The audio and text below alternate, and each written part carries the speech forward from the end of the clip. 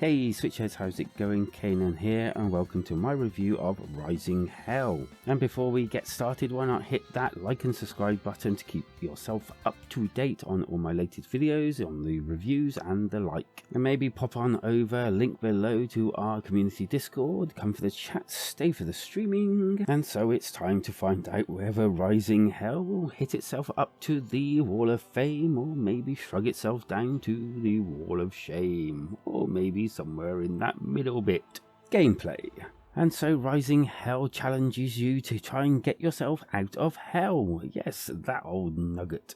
And to start you off, there's two actual main game modes, and that's Gauntlet, which basically has different challenges and things in areas and arenas that you have to go through, each taken from the actual main game areas. And the other is the main quest, I guess, the Conquest, where you discover the lore of hell by battling through the realms. You get 3 different characters that you can unlock as you actually progress through the game, and you gain these purple diamond things, and when you got enough of them you can upgrade the actual character itself by spending more of these purple gem things on upgrades, which will put up something but put something else down. And you also use these purple gems to unlock the other characters. Now there's 2 different modes here that you can actually use in the main game. There's a redemption mode, which basically gives you 3 lives to try and get as far into the actual game as you can. And then there's kind of the roguelike, you get 1 life, and when that's ended you actually start again, and then after that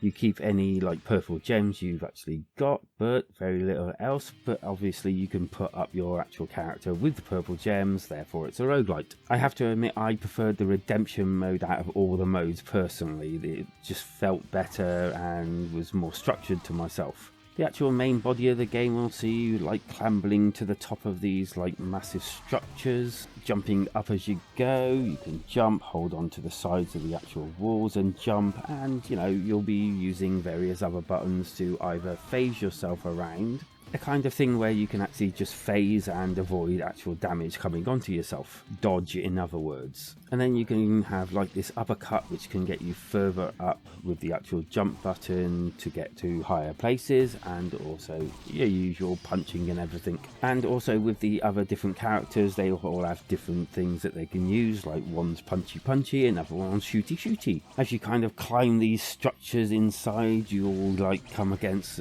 various different monsters, and there are quite a few different ones when you actually get into it, and also some different environmental traps as well. You'll also reach sections where you get to choose which way you actually want to go, and also some warp type places where you go through a Stargate and end up in different places. And also some will take you to a almost shopkeeper type guy, and you'll also come against this sort of thing in the actual main body of the game in different intersections, where you get to spend these blood or red orb things that you collect whilst killing things on different attributes and buffs. I think it's also worth noting the fact that it's not just, your standard jumping up.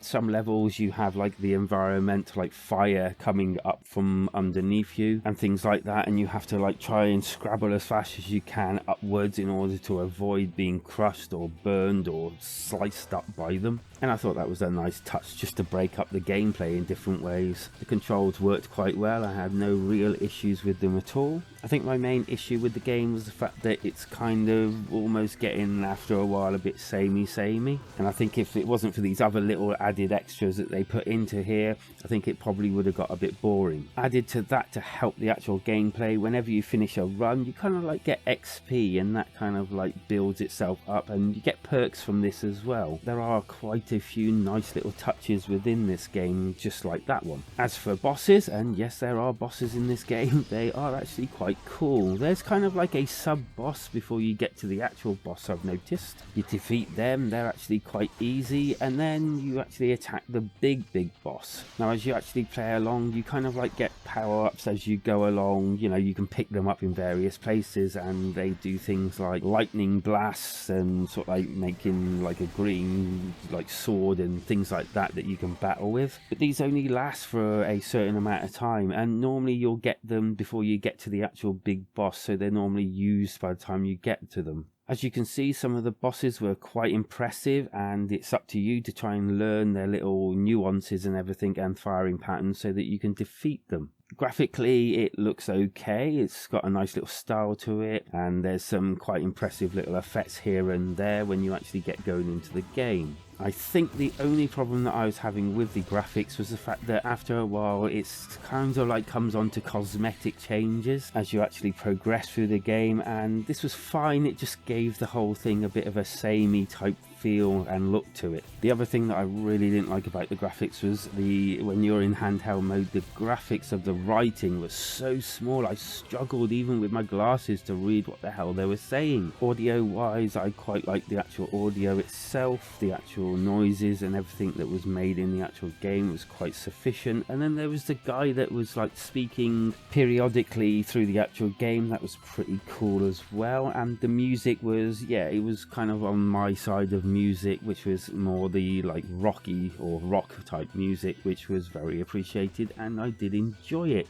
The good, I enjoyed the sound. There's plenty to unlock and plenty of achievements in the game. The bad, I think the whole game had a big danger of getting a bit samey in its actual core gameplay. The graphics definitely had the same like problem as well. The score, I think there's definitely enough here to keep you going, and if you don't mind those couple of drawbacks, I think you could probably get a lot of gameplay out of this, and that's why I'm going to give it a 3+ out of 5. As at no point was I actually disappointed with the game. I just thought it could have done a little bit more. And as for my alternative, I'm going to once again draw back on Enter the Gungeon, mainly because it's a roguelike and I don't really know many that actually go vertically up as one of their game mechanics. But if I'm wrong, let me know down in the comments, or just add your pick along with mine. And so what are your thoughts on Rising Hell? Leave them down in the comments, that's where they belong after all, and let us all know. And if you've enjoyed any of my content and want to be kept up to date with my content, then hit that like and subscribe button. You'll be doing the channel an immense favour.